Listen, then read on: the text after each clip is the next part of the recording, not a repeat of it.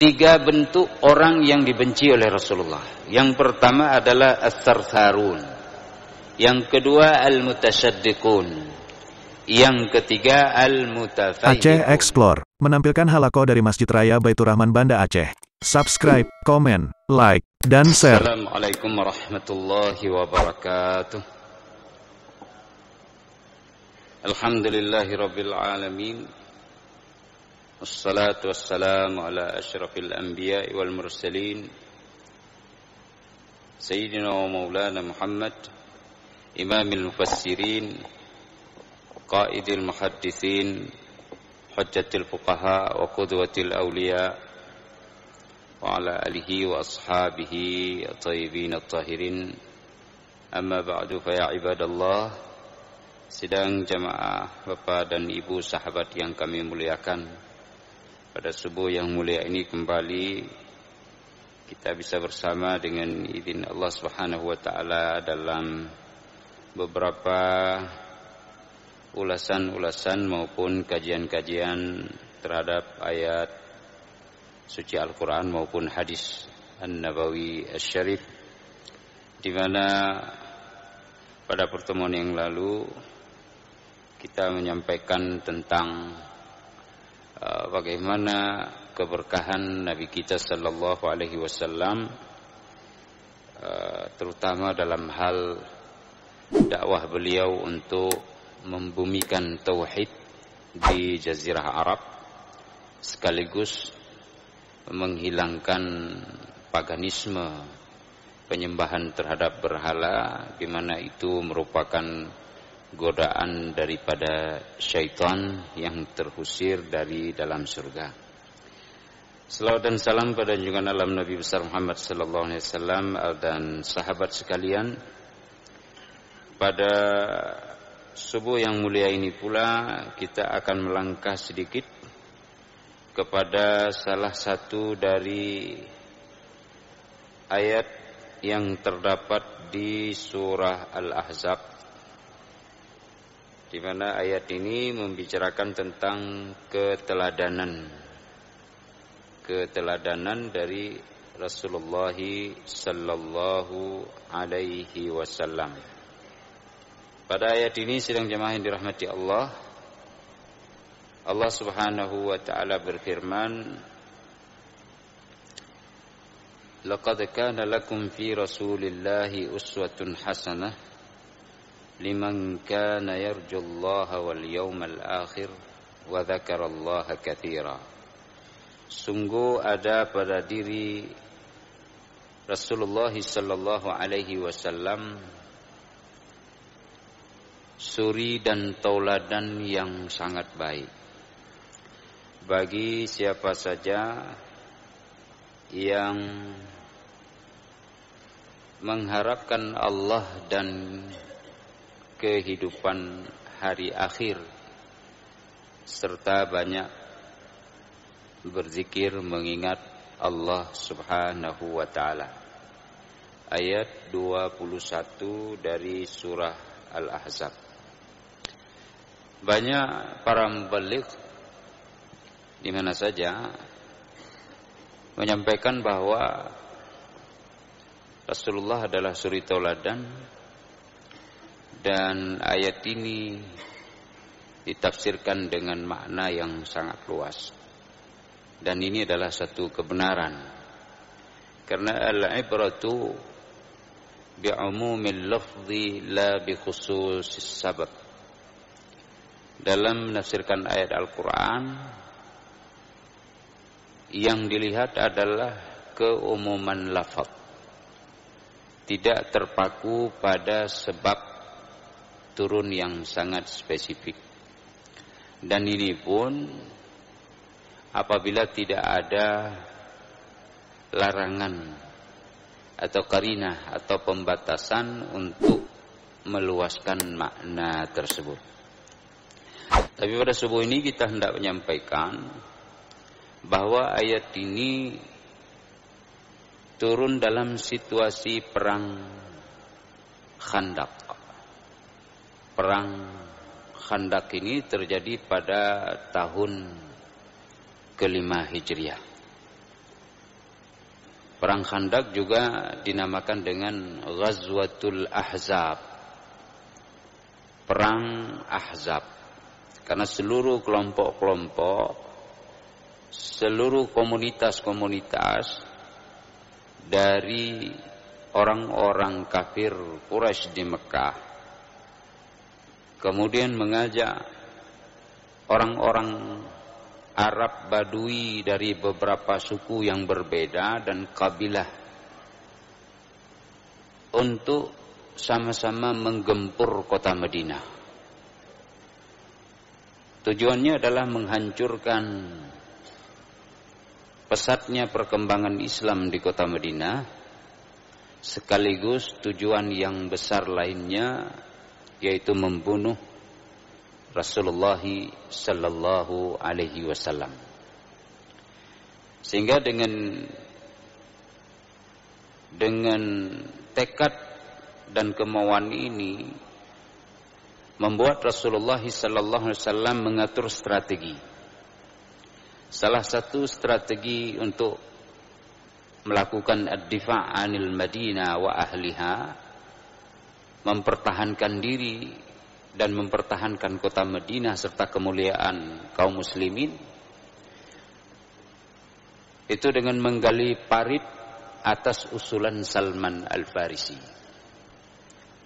Parit digali sekitar 3.000 meter atau 3 kilo panjangnya.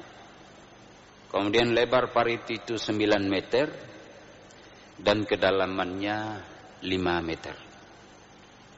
Jadi ayat ini menggambarkan situasi kesabaran dari Rasulullah sallallahu alaihi wasallam di dalam jihad serta keteguhannya berada di front terdepan untuk melawan musuh.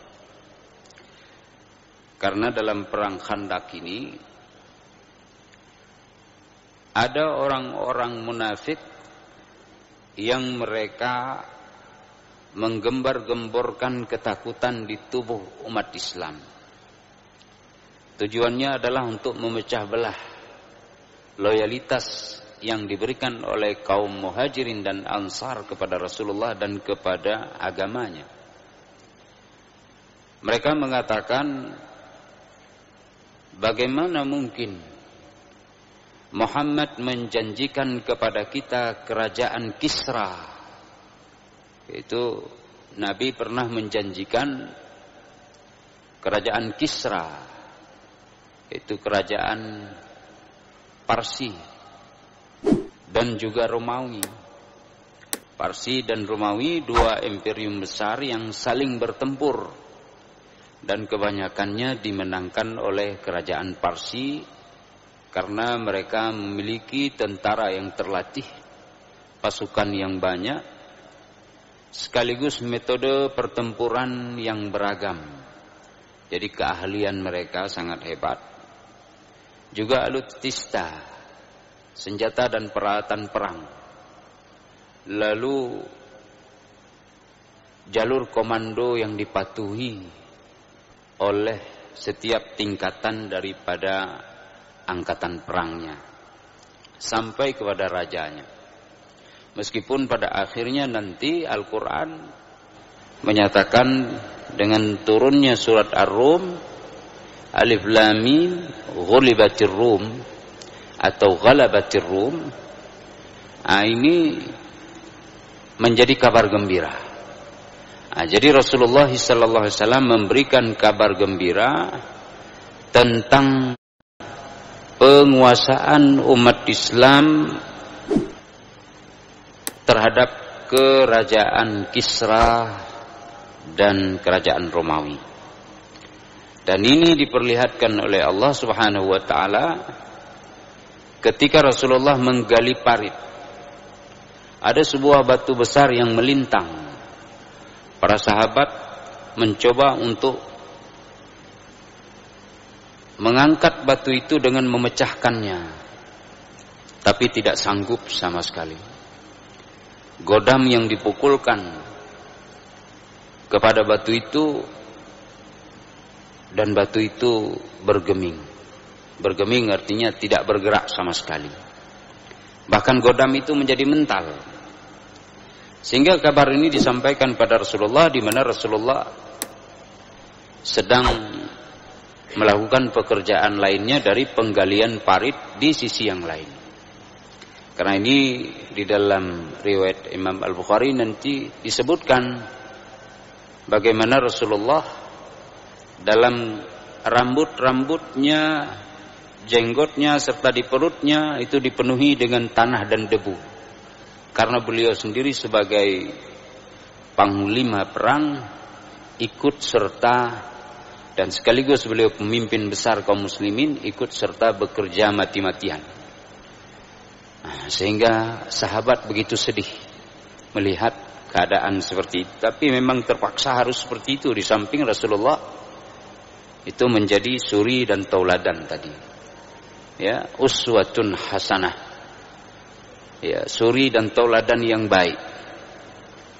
Sehingga para sahabat untuk membesarkan rasa cukacita mereka itu dengan bernyanyilah dengan penyampaian hari ini dalam tanda kutip. Kalau dulu mereka berdoa dengan menggunakan syair. Ya. Mereka mengatakan wa nahnu nunqilut turaba. Ya. Kami mengangkat tanah atas tempat-tempat penampungan lalu ditarik lagi ke tempat yang lain. Ala mutunina fayaqulu ba'duna nahnu alladhina bay'u Muhammadah 'ala al-islam ma huyyina abada. Macam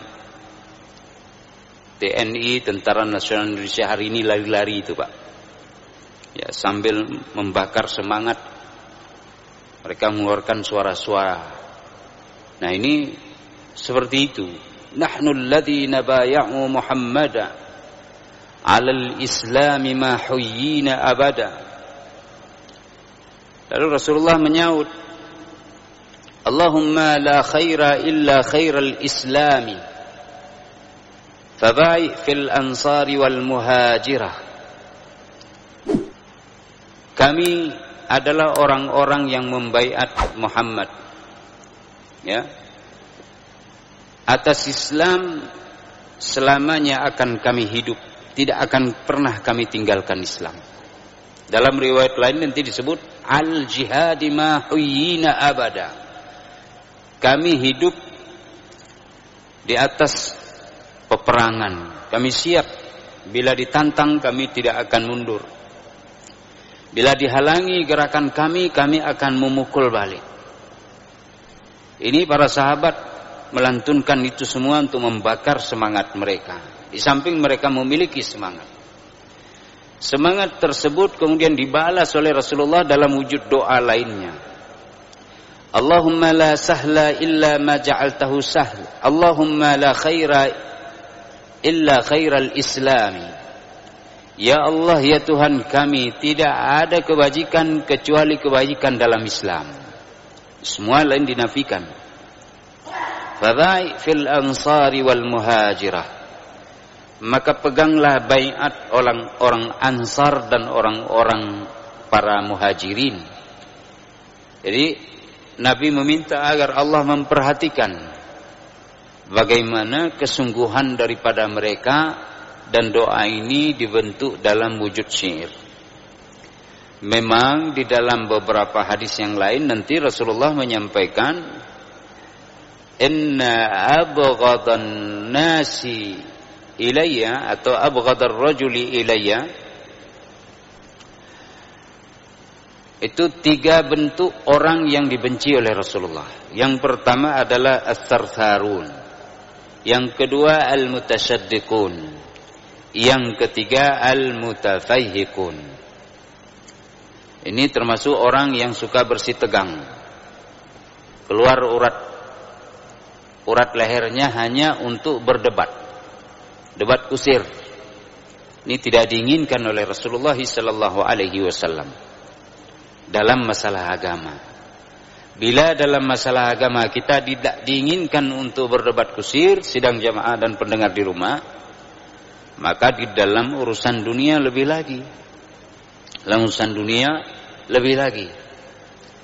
Kalaupun ada kemungkaran yang terjadi di dalam masalah dunia yang berimbas kepada agama, atau dalam kemungkaran itu berhubungan langsung dengan masalah agama, maka kita disuruh mentaghir, menyampaikan pandangan, memberikan nasihat wejangan, arahan dan bimbingan, atau dengan bahasa yang lebih lengkap diminta untuk berdakwah, diminta untuk beramar ma'ruf nahi mungkar dengan 3 cara. Falyughayyirhu biyadihi, dengan power kekuatan, dengan tangan. Fa in lam yastati' fa bi lisanihi, dengan lisan. Fa in lam yastati' fa bi qalbihi, dengan hati. Tugas kita menyampaikan, wa ma 'alaika illal balagh. Kamu hanya bertugas menyampaikan, hai Muhammad. Penerimaan itu tergantung kepada orang yang mendengar dakwah. Kita usaha maksimal, tapi tidak boleh membuat tekanan kecuali difa'an anfusina wa an amwalina wa an al-khams ad-daruriyat, kecuali berhubungan dengan 5 hal yang perlu kita bela.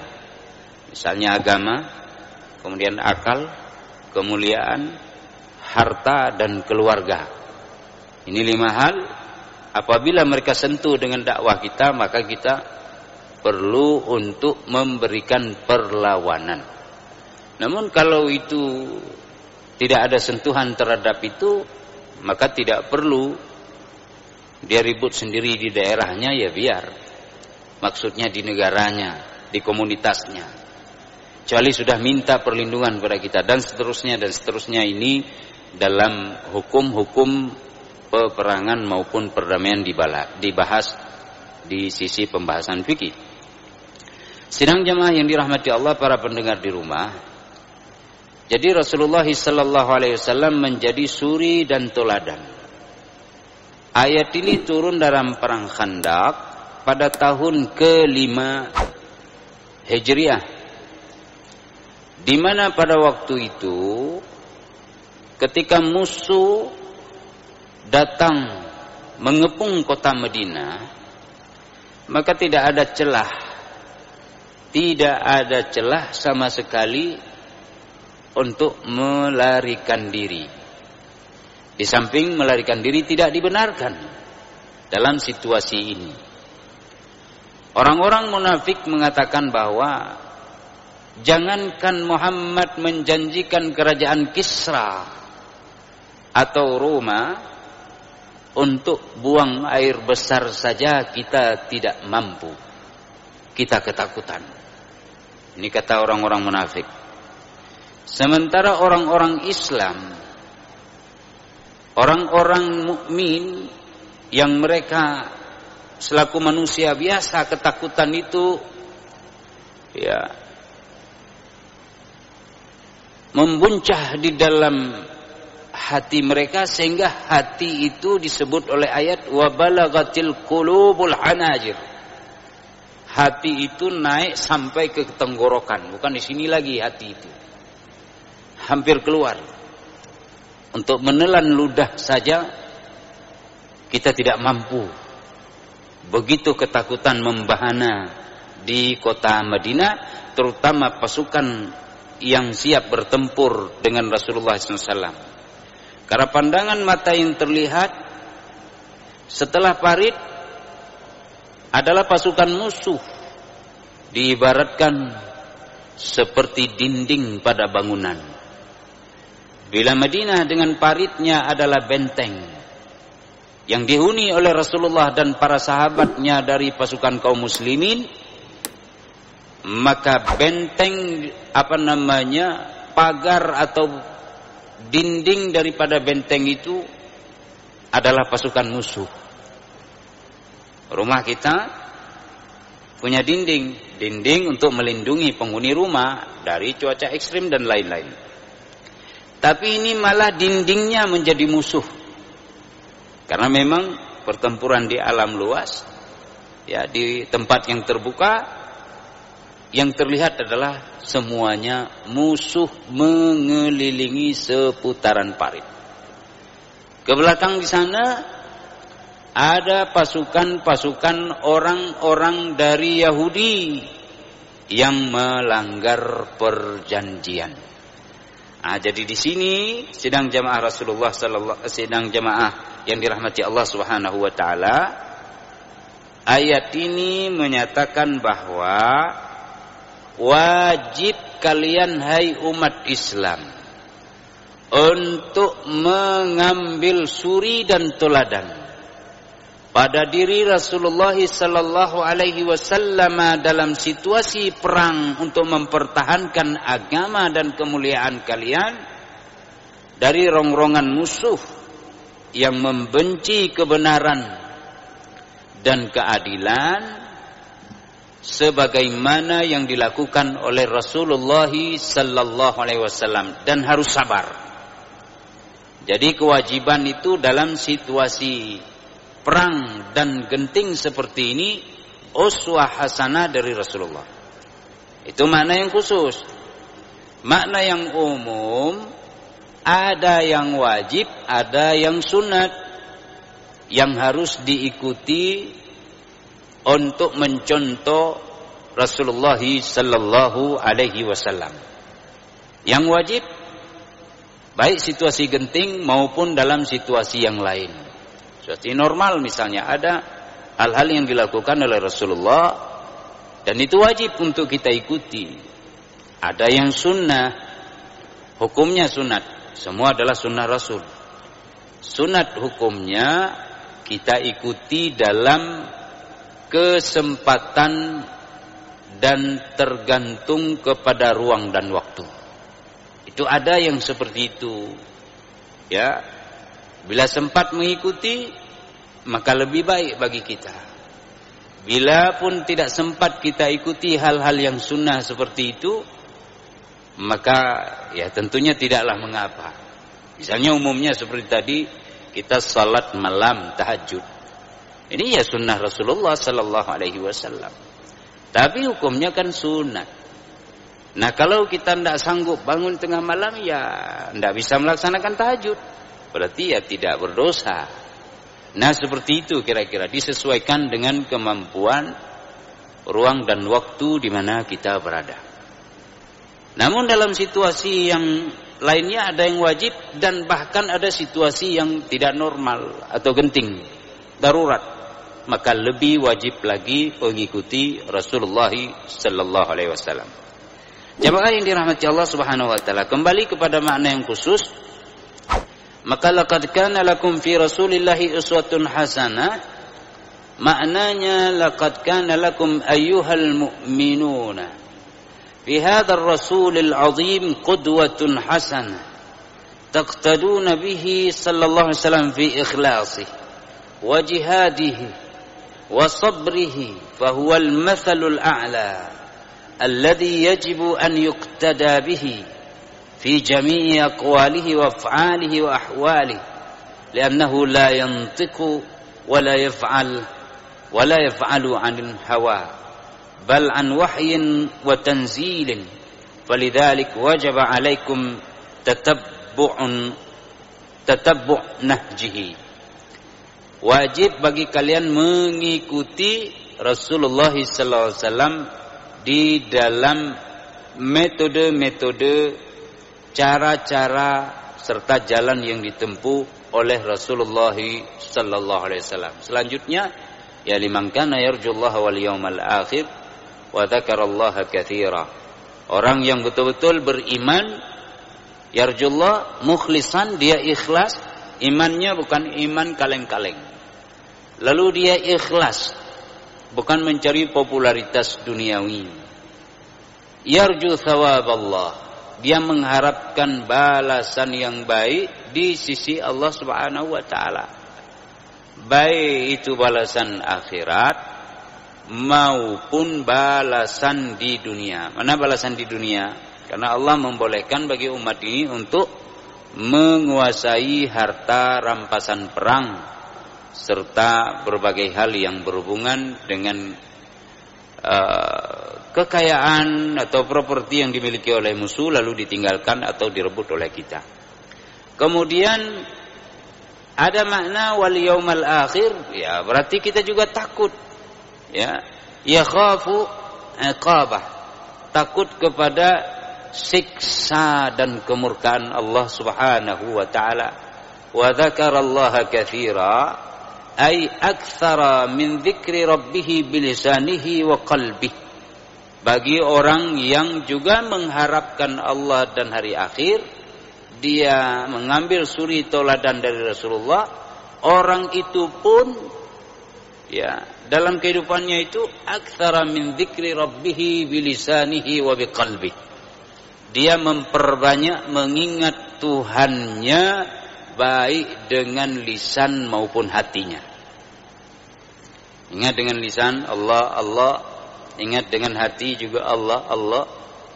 Tafakkurnya juga ada. Semua yang dilihatnya itu dia kembalikan kepada ayat-ayat kebesaran, keagungan dan kemuliaan Allah Subhanahu wa taala.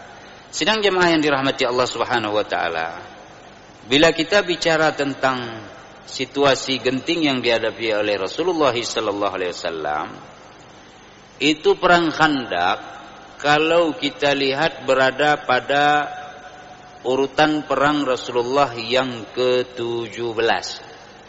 Jadi Rasulullah itu terlibat di dalam peperangan ada 27 peperangan. Ya, semenjak dari tahun kedua Hijriah sampai dengan terakhir tahun ke-9 Hijriah, yaitu perang Tabuk, ya, jauh sekali dari kota Madinah. Nanti ada peperangan-peperangan yang Rasulullah hampir saban tahun itu. Bahkan dalam satu tahun sampai dengan 3-4 peperangan dalam satu tahun. Tiba-tiba hilang Rasulullah dari kota Madinah, bawa pasukan 150, 200, ya, atau 250 atau 300 orang petempur, dengan mengendarai misalnya 50 ekor kuda, yang lain berjalan. Ya, kuda ini maksudnya adalah pasukan kavaleri.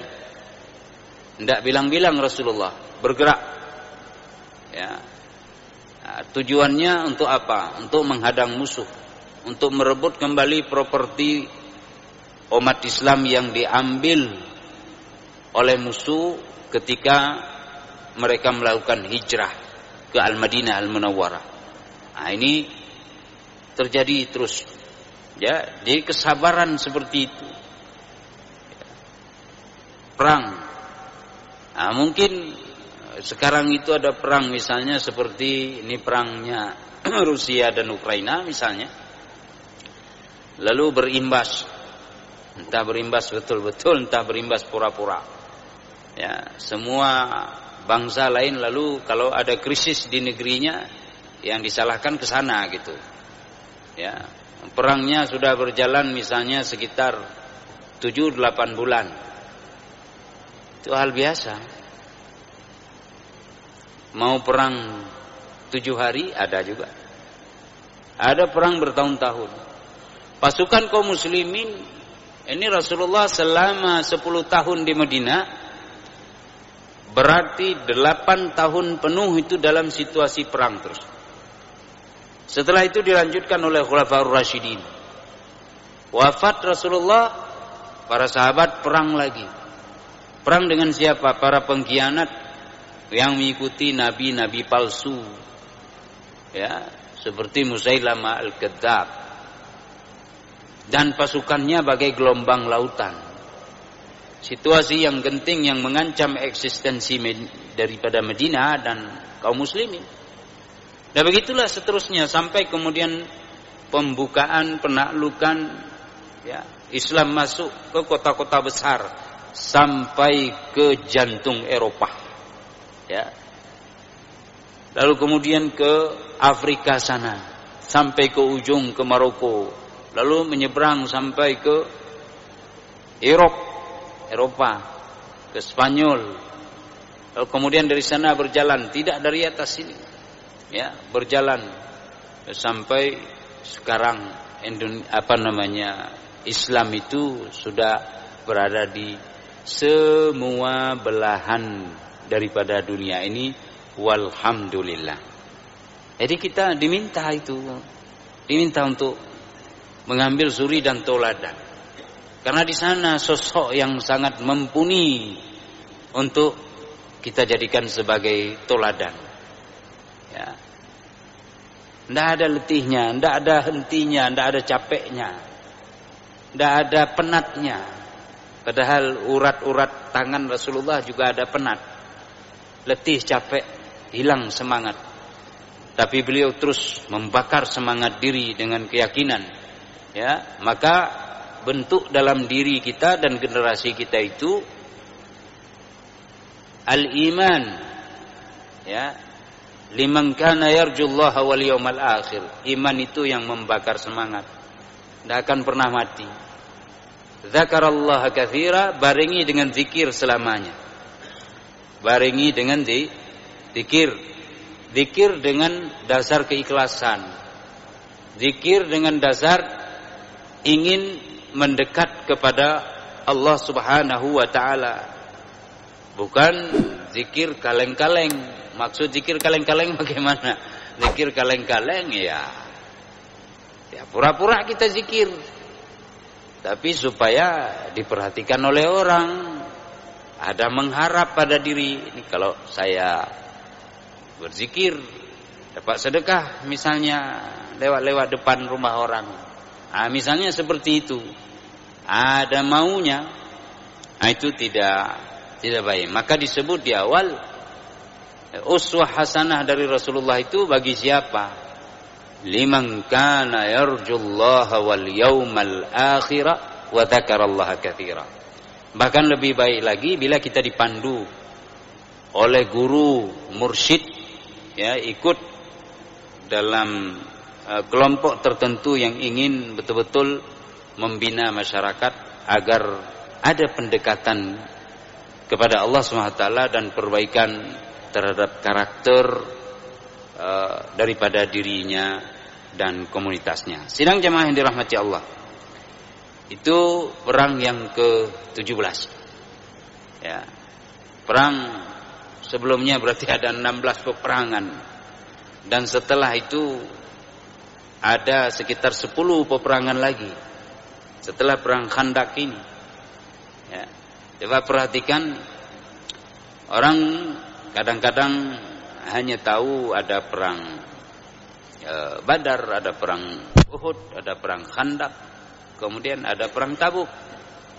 Ya, padahal perang banyak sekali. Badar saja sampai dengan ada 4 perang Badar. Ya, sementara Badar yang dikenal secara umum itu namanya Al-Badar, Ghazwatul Badar Al-Kubra atau Ghazwatul Badar Al-Uzma. Ya. Sebelumnya ada peperangan demi peperangan yang terjadi. Ada perang Abwa atau perang Baddan, di mana Rasulullah keluar dengan tentaranya diam-diam.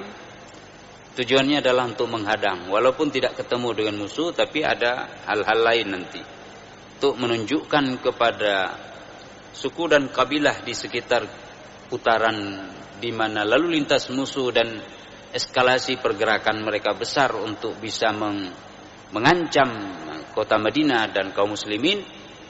Itu dibuat perjanjian, ya, mereka menjadi gentar untuk takut mencoba berkolaborasi dengan musuh, menciptakan kegaduhan atau mendukung musuh atau bahkan berpihak kepada musuh ikut bersama berperang. Ini Nabi membuat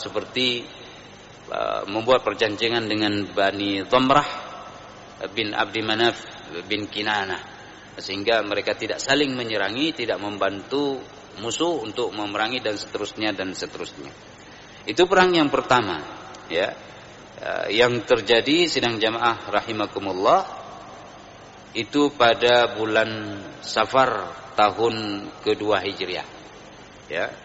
Kemudian Yang kedua ada Ghazwatu Buat atau Bawat. Kalau di sana itu di pamfletnya di kerajaan Saudi Arabia, kita akan lihat ditulis Bawat.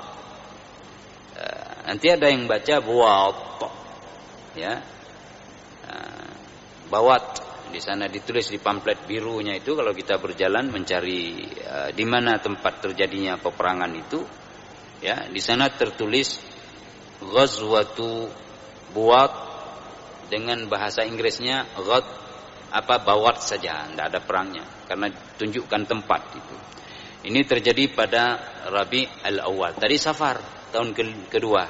Ini Rabi al-Awwal. Jadi kalau tahun Islam itu bulan-bulannya Muharram, Safar, Rabiul Awal. Coba bayangkan, belum lagi selesai di sana sudah berangkat lagi untuk mencoba menghadang musuh lagi. Ini Rasulullah sallallahu alaihi wasallam mencoba untuk melakukan penghadangan terhadap kafilah dagang daripada bangsa Quraisy. Ya, suku Quraisy yang lalu lintas dekat dengan Laut Merah. Mereka itu dipimpin oleh Umayyah bin Khalaf. Ini orang-orang kafir ini. Ya, ada 200 para lelaki pebisnis. Ya, pebisnis pada masa itu. Kemudian ada 2.500 ekor unta yang dibawa serta. Kemudian ada ya berbagai macam silah, ya, semacam barang-barang dagangan dan bisnis, ya, yang dibawa ke negeri Syam. Dari Syam kemudian dibeli yang lain, dibawa serta, dan ini dihadang oleh Rasulullah dan pasukannya, tapi tidak ketemu karena sudah duluan bocor dan seterusnya. Nanti ya ada sekitar 200 orang pasukan kaum muslimin, semuanya adalah orang-orang muhajirin. Ya. Nah, sementara orang Quraisy tidak ada pasukan tempur, mereka hanyalah pebisnis saja dan seterusnya. Kemudian ada perang Usyairah atau Usairah. Nah, itu juga terjadi pada tahun yang kedua. Jadi Muharram, Safar, Rabiul Awal, Rabiul Tsani, Jumadi al-Ula, atau bisa juga dibaca Jumadil Awal. Ya. Ini tahun kedua juga. Berarti hanya berbeda waktu, selang 1 bulan sudah berangkat lagi untuk melakukan pergerakan penghadangan terhadap musuh, di mana di sana pimpinan dari musuh ada Abu Sufyan, ya.